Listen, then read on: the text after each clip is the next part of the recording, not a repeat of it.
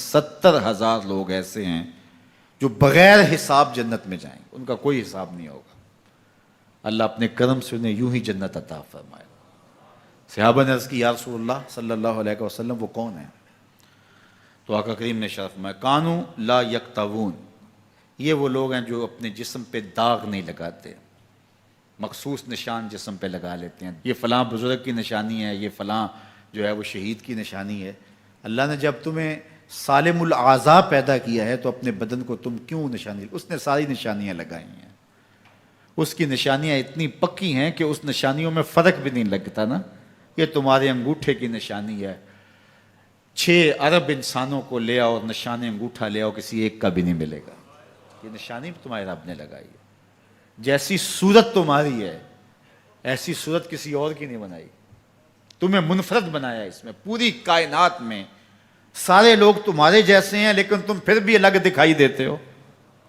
سب کی 2 آنکھیں، سب کا ناک، سب کے ہونٹ، سب کا رنگ ملتا جلتا، لیکن سب کی شکلیں الگ ہیں۔ یہ زید ہے، یہ بکر ہے، یہ عمر ہے، یہ آس ہے، یہ فلاں ہے۔ دوسرے وہ ولا یسترقون، اور وہ رقیہ نہیں کرتے، یہ چھو منتر جادو ٹونا ہر وقت عاملوں کے پاس بھاگے پھرتے ہیں، اور وہ انہیں جو ہے وہ غلط سلط ٹوٹ کے ٹونے بتاتے ہیں اور وہ کرتے رہتے ہیں۔ عجیب لوگوں کے نفسیات ہوتے ہیں، صبح سے لے کر شام تک اسی چکر میں رہتے ہیں اور پھر ساری زندگی ان توہمات سے نکل ہی نہیں پاتے۔ اللہ نے تمہیں پیسے دیے ہیں، نئی گاڑی تم نے خریدی ہے، چھوٹے بچے کا جوتا کیوں باندھ دیا آگے تم نے؟ جوتا باندھنے سے اگر یہ ایکسیڈنٹ سے، حادثے سے گاڑی بچ سکتی ہوتی ہے تو پھر پاکستان کے جتنے پی آئی اے کے جہاز ہیں سب پر باندھ دینا چاہیے، سب پہ جوتے لٹکے ہوئے ہوں۔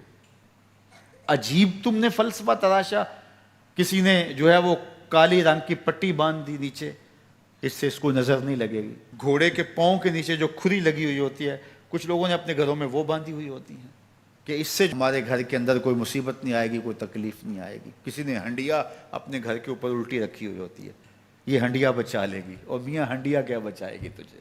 اللہ کے قہر سے کچھ نہیں بچا سکتا۔ جب تمہارے اوپر کوئی مصیبت نازل ہونی ہے تو کچھ نہیں بچا سکتا۔ اگر بچنا چاہتے ہو تو پھر اللہ سے استغفار کرو، اللہ تعالیٰ کی تسبیح کرو، اللہ کی تحلیل کرو، میرے حضور پہ درود پڑھو، پھر دیکھنا کہ مصیبتیں ٹلتی ہیں یا نہیں ٹلتی ہیں۔ تو یہ خام خواہ کے رقیے اور یہ عامل لوگ جو ہیں ان کا تو کام ہی یہی ہے، ان کا کام چلتا ہے لوگ ذوف الاعتقادی میں مبتلا رہیں، اور یہ کہہ دیتے ہیں کہ آپ کے خاندان میں ایک منحوس عورت ہے، یہ اس کا کیا ہوا ہے، تو کوئی نہ کوئی منحوس تو پہلے ہی انہوں نے طے کر رکھی ہوتی ہے، فوراً ذہن وہاں جا کلک ہو جاتا ہے۔ اس کا نون سے نام شروع ہوتا ہے، اس کا کاف سے نام شروع ہوتا ہے، اس کا جیم سے نام شروع ہوتا ہے، تو پورے خاندان میں کسی کا نام کاف نون یا جیم سے تو شروع ہوتا ہی ہوگا، یا دوستوں میں، تو فوراً ذہن جو ہے ادھر منتقل ہو گیا۔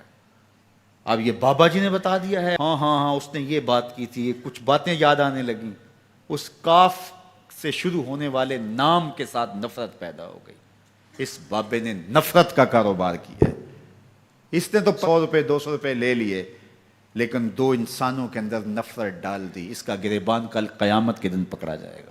ان ملنگوں کے پاس، ان ذوف الاعتقادی کو پھیلانے والوں کے پاس کبھی نہ جاؤ۔ تمہیں مصیبت پڑی ہے، تمہیں لگ رہا ہے کہ شاید میرے اوپر جادو ہے، تو پڑھو نا سورہ بقرہ، جادو جڑ سے اکھڑ جائے گا۔ 40 دن اپنے گھر میں سورہ بقرہ پڑھو، برکت ہوگی۔ کہتے ہیں مولوی صاحب 40 دن تو نہیں پڑھی جا سکتی، 2.5 پارے، ہمیں کوئی تعویذ ہی کر دیں۔ ہم شارٹ کٹ چاہتے ہیں نا، روزانہ صبح 2.5 پارے سورہ بقرہ پڑھے، یہ تو ہم سے نہیں پڑھی جائے گی، تو آپ کوئی تعویذ ہی لکھ دیں۔ کاروبار میں برکت نہیں، میں کہتا ہوں پڑھو نا سورہ واقعہ، 3 رکوع ہیں، برکت ہوگی۔ ہم کہتے ہیں ہمیں تعویذ ملنا چاہیے، بس وہ ہم گلے میں رکھ دیں، بٹوے میں رکھ لیں، پرس میں رکھ لیں، اور ہمارا کام ہو جائے، ہمیں کچھ بھی نہ پڑھنا پڑے، ہمیں وضو تک نہ کرنا پڑے، نماز نہ پڑھنی پڑے، اور برکت ہو جائے۔ ایسے برکت تو نہیں آتی۔ اس لیے چھوڑو ان کی جان، آؤ قرآن مجید پہ آؤ، آؤ سجدوں پہ آؤ، آؤ دعاؤں پہ آؤ۔ سحری کے وقت اس کی رحمتیں آواز دے رہی ہوتی ہیں، حل میں مسترزقن، ہے کوئی رزق مانگنے والا، اور تم اس وقت سوئے ہوئے ہو، سارے دن ٹھوکریں کھاتے ہو۔